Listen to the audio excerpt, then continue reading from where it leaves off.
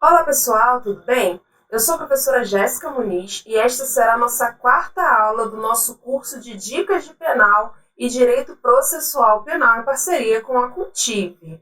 Na aula de hoje, nós resolveremos questões de direito processual penal retiradas de provas anteriores da OAB. Então vamos lá ao nosso slide? Aula 4, a aula 3 foi Direito Penal, então ela já está disponível. Então acompanha aí na playlist, procura na playlist que você vai achar. Então assiste, que é imprescindível que você assista todas as aulas. Assim você terá muito mais conhecimento, né, do que assistindo apenas uma aula esparsa. Então vamos lá. Nos siga nas redes sociais, tá? Não esqueça. Professora Jéssica Muniz e Cultive Edu. Qualquer dúvida vocês podem mandar por lá também no meu direct, que eu terei um prazer em respondê-los.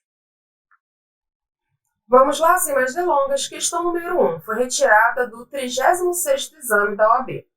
Hamilton, vendedora em uma concessionária de automóveis, mantém Priscila em erro, valendo-se de fraude para obter vantagem econômica ilícita, consistente em valor de comissão maior do que o devido na venda de um veículo automotor. A venda e a obtenção da vantagem ocorrem no dia 20 de novembro de 2019. O fato chega ao conhecimento da autoridade policial por notícia feita pela concessionária ainda em novembro de 2019. E em 2 de março de 2020, o Ministério Público oferece denúncia em face de Hamilton, imputando-lhe a prática do crime de estelionato. Embora tenha sido ouvida em sede policial, Priscila não manifestou sua vontade de ver Hamilton processado pela prática delitiva. A denúncia é recebida e a defesa impetra habeas corpus perante o Tribunal de Justiça. No caso, assinale a opção que apresenta a melhor tese defensiva a ser sustentada. Então vamos lá. Letra A. A ausência de condição específica de procedibilidade em razão da exigência de representação da ofendida. Letra B. A ausência de condição da ação, pois caberia à vítima o ajuizamento da ação penal privada no caso concreto. Letra C. A necessidade de remessa dos autos ao Procurador-Geral de Justiça para que haja oferta de acordo de não persecução penal. Letra D. A atipicidade da conduta em razão do consentimento da vítima, consistente na ausência de manifestação de ver o acusado processado. Então, a primeira coisa que você precisa saber aqui, a questão já te disse que Hamilton praticou o crime de estelionato. Só que esse crime de estelionato, a natureza da ação foi alterada no pacote anticrime. Antes era ação penal pública incondicionada. Agora a regra é que seja ação penal pública condicionada à representação. Tá? O artigo 171 diz: obter para si ou para outrem vantagem ilícita em prejuízo alheio, induzindo ou mantendo alguém em erro mediante artifício, ardil ou qualquer outro meio fraudulento. Parágrafo 5º.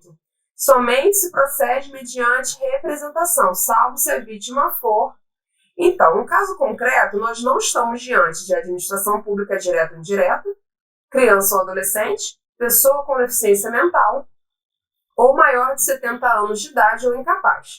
Não tem esses dados. Então, a ação aqui, no caso concreto, é ação penal pública condicionada à representação.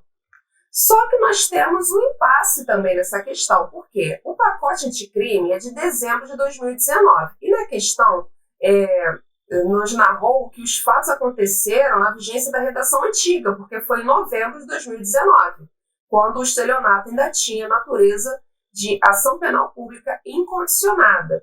Então, resumindo para vocês, antes do pacote anticrime, natureza incondicionada. Após condicionada a representação, regra, tá? Nunca se esqueçam de ler, de gravar as hipóteses do parágrafo 5º, tá? Do artigo 171 do Código Penal. A questão, ela trouxe fatos que aconteceram antes do pacote, né? Acabei de dizer para vocês. Só que o que aconteceu com esses processos? Há uma divergência enorme hoje em dia sobre se tem que voltar para a vítima representar, mesmo na época, não tendo essa previsão legal, enfim. Só que a questão, ela disse o seguinte: qual seria a melhor tese? Então, você poderia entrar, mesmo que fosse numa divergência, que é o que nós vamos ver aqui, é o que você teria que fazer, tá? Então, a letra A dizia o seguinte, vamos voltar lá, para você lembrar. A ausência de condição específica de procedibilidade em razão da exigência de representação da ofendida. Então, essa aqui já é a correta. A primeira, né? A letra A já é a correta, tá?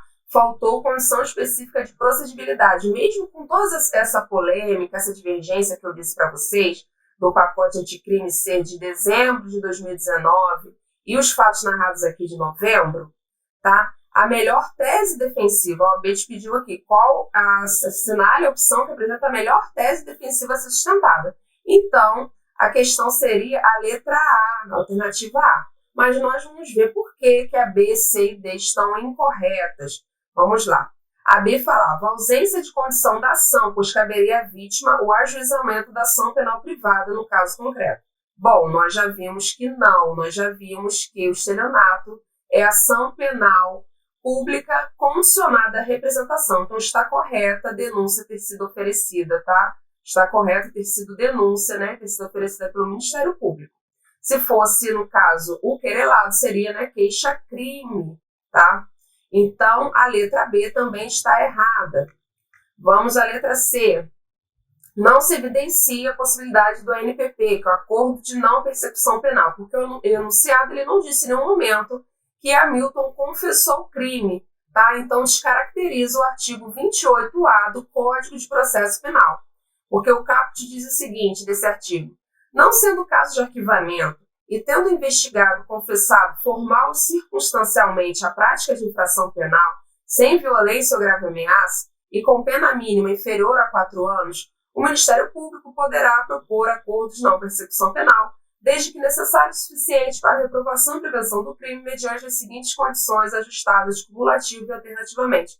Bom, a gente nem chegou nas condições ajustadas, porque ele não confessou formal e circunstancialmente, tá? Então, não poderia ser a letra C também. A letra D, os fatos eles são típicos, tá? No caso, no direito penal. E nós estamos questionando aqui, nós estamos vendo uma questão procedimental da ação, que é uma questão de direito processual penal. Então, a questão que excluiria a tipicidade porque a vítima consentiu, também o fato de Priscila não ter representado também não quer dizer que ela consentiu e esse consentimento excluiria o crime, tá? Então, o fato aqui é típico, sim. Então, a alternativa correta seria a letra A. Então, o nosso gabarito dessa questão, alternativa A. Então, espero que você tenha acertado, se você fez essa prova, se você fez como um simulado, né? Espero que você tenha acertado. E se você não acertou, agora se cair uma questão parecida, você vai saber. Você não vai perder esse pontinho, muitas vezes precioso para a nossa aprovação. Agora vamos para a questão de número 2, aqui que eu separei para a gente. Foi retirada do 32º exame. Após concluído o inquérito policial para apurar a prática do crime de homicídio em desfavor de Jonas, o Ministério Público requereu seu arquivamento por falta de justa causa, pois não conseguiu identificar os autores do delito, o que restou devidamente homologado pelo juiz competente. Um mês após o arquivamento do inquérito policial, uma testemunha que não havia sido anteriormente identificada compareceu à delegacia de polícia alegando possuir informações quanto ao autor do homicídio de Jonas. A família de Jonas, ao tomar conhecimento dos fatos, procura você, como advogado da família, para esclarecimentos. Diante da notícia da existência de novas provas aptas a identificar o autor do crime, você deverá esclarecer aos familiares da vítima que o órgão ministerial, letra A, poderá promover o desarquivamento do inquérito, pois a decisão de arquivamento não faz coisa julgada material, independentemente de seu fundamento. Letra B. Não poderá promover o desarquivamento do inquérito, pois a decisão de arquivamento é imutável na presente hipótese. Letra C. Não poderá promover o desarquivamento do inquérito, pois se trata de mera notícia, inexistindo efetivamente qualquer prova nova quanto à autoria do delito. Letra D. Poderá promover o desarquivamento do inquérito, pois a decisão de arquivamento fez apenas coisa julgada formal no caso concreto. Então vamos lá. O artigo 18 do CPP diz assim: Depois de ordenado o arquivamento do inquérito pela autoridade judiciária por falta de base para denúncia, a autoridade policial poderá proceder a novas pesquisas se de outras provas tiver notícia. Grifei aqui para vocês. E nós temos também a súmula 524 do STF que trata da questão. Arquivado o inquérito policial, por despacho do juiz, a requerimento do promotor de justiça, não pode a ação penal ser iniciada sem novas provas. Então, o enunciado nos disse que surgiram novas provas. O inquérito foi arquivado, só que após isso surgiram novas provas. Então, ele te dá aquelas opções ali para você dizer se pode desarquivar ou não nessa questão. Aí eu fiz para vocês aqui uma tabelinha. Então, é importante que vocês gravem essa tabela, porque essa questão do desarquivamento de inquérito policial tem caído muito. Não é só na prova da OAB, nas provas de concurso público em geral, de carreiras jurídicas, cai demais essa questão do arquivamento. Então, eles geralmente colocam uma hipótese ali e quer saber se você leu a jurisprudência, se você leu a legislação seca e conhece essa casuística mesmo da questão do arquivamento e desarquivamento. Então, eu coloquei aqui para você. Então, é importante que você grave isso, então printa, tira uma foto, escreve, tá? E guarda isso no coração, porque isso pode cair na sua prova. Tem a probabilidade muito grande de cair, você não pode perder esse ponto precioso, tá? Então, vamos lá, coloquei aqui para vocês. Motivo do arquivamento: insuficiência de provas. Pode desarquivar? Sim. Ausência de justa causa. Materialidade ou indício de autoria? Sim. Atipicidade do fato? Não, não pode desarquivar. Causa extintiva de punibilidade? Não pode desarquivar, mas tem uma exceção, tá? Quando foi extinta a punibilidade mediante certidão de óbito falsa, tá? Aí poderá desarquivar. Causa extintiva de culpabilidade? Não pode desarquivar.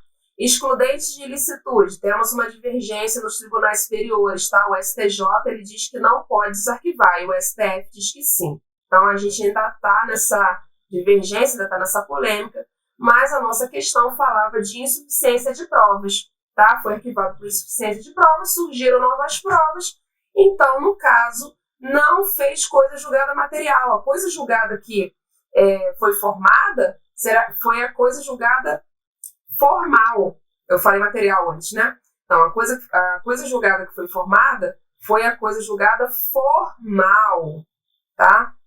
Tô até cometendo aqui um pleonasmo, quase um pleonasmo, mas espero que isso reforce que você aprenda a matéria, tá? Então, a letra D é a letra correta. Poderá promover o desarquivamento do inquérito, pois a decisão de arquivamento fez apenas coisa julgada formal no caso concreto. Então, a assertiva correta aqui, nesse caso, é a letra D, tá? Então, espero que vocês tenham pescado, tenham aprendido a matéria, tá? Aprendido essa questão. Caso tenha alguma dúvida, tenha me deixado passar alguma coisa, tá? Me chama lá nas redes sociais que eu vou ter o maior prazer, tá? De ajudá-los. Vamos agora à nossa terceira e última questão. Então, fica comigo, já está acabando, tá? São aulas super objetivas, são aulas rápidas, para a gente aprender mesmo o conteúdo e ficar preparado para as nossas provas, tá? Então, continua comigo, que essa é a terceira e última questão. Então, vamos lá. Foi retirado do exame 24, tá? Da OAB. Diz assim: Lívia, insatisfeita com o fim do relacionamento amoroso com Pedro, vai até a casa deste na companhia da amiga Carla e ambas começam a quebrar todos os porta-retratos da residência nos quais estavam expostas fotos da nova namorada de Pedro.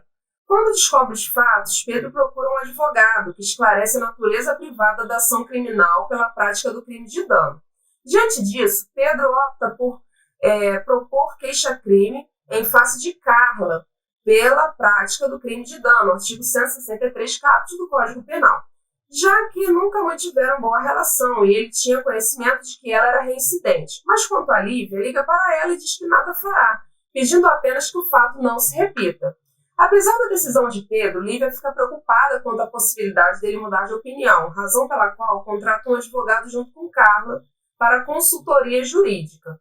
Considerando apenas as informações narradas, o advogado deverá esclarecer que ocorreu, letra A, renúncia em relação a Lívia, de modo que a queixa-crime não deve ser recebida em relação a Carla. B. Renúncia em relação a Lívia, de modo que a queixa-crime deve ser recebida apenas em relação a Carla. Letra C. Perempção em relação a Lívia, de modo que a queixa-crime deve ser recebida apenas em relação a Carla. Letra D. Perdão do ofendido em relação a Lívia, de modo que a queixa-crime deve ser recebida apenas em relação a Carla. Então vamos lá. Coloquei aqui para você guardar no coração. Renúncia, tá? Acontece antes do oferecimento da queixa. E aqui nós estamos falando de ação penal privada, tá? Não vai caber renúncia, tá? Perdão do ofendido na ação penal pública, tá ok? Então, renúncia antes do oferecimento da queixa. Perdão do ofendido depois do oferecimento da queixa. Então, no caso, nós já vimos que foi antes, tá? A renúncia foi antes. No caso, ele disse que não ofereceria queixa em face de Lívia, foi antes de ser instaurado, tá? O processo. Perempção, perda do direito de prosseguir com a ação por inércia do querelante, tá? Então, vamos analisar a A e a B, que são parecidas, tá? A renúncia pode ser expressa ou tácita. Poderá ser formalizada por meio de procurador com poderes especiais, tá? Artigo 50 do CPP.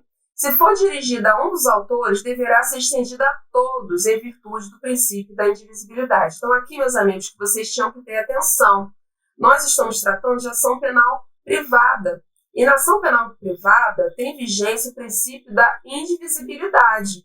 Então, se o interessado ele não quiser propor ação em face de uma das pessoas, ele também não pode propor em face das outras. Então, aqui no caso, ele disse que não ofereceria em face de Lívia, mas em face de Carla, ele não tinha um bom relacionamento, então ele queria propor ação contra ela. Então, também não pode, tá? A renúncia vai ser estendida a todos, então a renúncia será estendida a Carla também, mesmo que ele diga, ah, não, Carla eu quero, Lívia eu não quero processar, mas Carla eu quero. Não interessa, tá? Se ele renunciou com relação a Lívia, Carla também, tá? Não será querelada nessa ação, tá bom? A queixa não será recebida, tá? A letra A vai ser a correta, ó. Renúncia em relação a Lívia, de modo que a queixa-crime não deve ser recebida em relação a Carla. Vamos ver a letra C e D também, tá? Aí eu coloquei aqui o artigo 49 do CPP, traz o princípio da indivisibilidade, tá? A renúncia ao exercício do direito de queixa em relação a um dos autores do crime a todos se estenderá. Assim, a queixa-crime não será recebida com relação a Carla. Beleza, acabei de falar isso, né? Letra C. Não está em conformidade com as hipóteses do artigo 60. O artigo 60 do CPP fala sobre perempção, hipótese de perempção. E nós vimos que não tem nada a ver. A questão não abordou nenhuma hipótese de perempção. Vamos lá, rapidinho. A hipótese 1. Quando iniciada esta, o querelante deixar de promover o andamento do processo durante 30 dias seguidos. Não, nem existe processo ainda, né? Quando, falecendo o querelante ou sobrevindo sua incapacidade, não comparecer em juízo para prosseguir no processo dentro do prazo de 60 dias. Qualquer das pessoas a quem couber fazê-lo é salvado do disposto no artigo 36. 3. Quando o querelante deixar de comparecer sem motivo justificado a qualquer ato do processo, a que deve estar presente ou deixar de formular o pedido de condenação nas alegações finais. 4. Quando, sendo querelante pessoa jurídica, esta se extinguir sem deixar sucessor. Então, todas essas hipóteses acontecem quando já existe a ação penal, tá? Não é o caso aqui dessa questão. A letra D fala de perdão do ofendido, também não cabe perdão do ofendido aqui, porque o perdão do ofendido acontece depois do processo instaurado, tá? E de acordo com as possibilidades do artigo 106 do Código Penal, não é o caso da questão. Porém, mesmo se fosse, a alternativa está incorreta, pois prevê no artigo citado que o perdão no processo ou fora dele, expresso ou tácito, quando ele é concedido a qualquer dos querelados, a todos vai aproveitar, que nem a renúncia, tá? Não pode renunciar em face só de um dos querelados, né? Porque a renúncia, no caso, nem é querelado ainda, né? Uns acusados, digamos assim.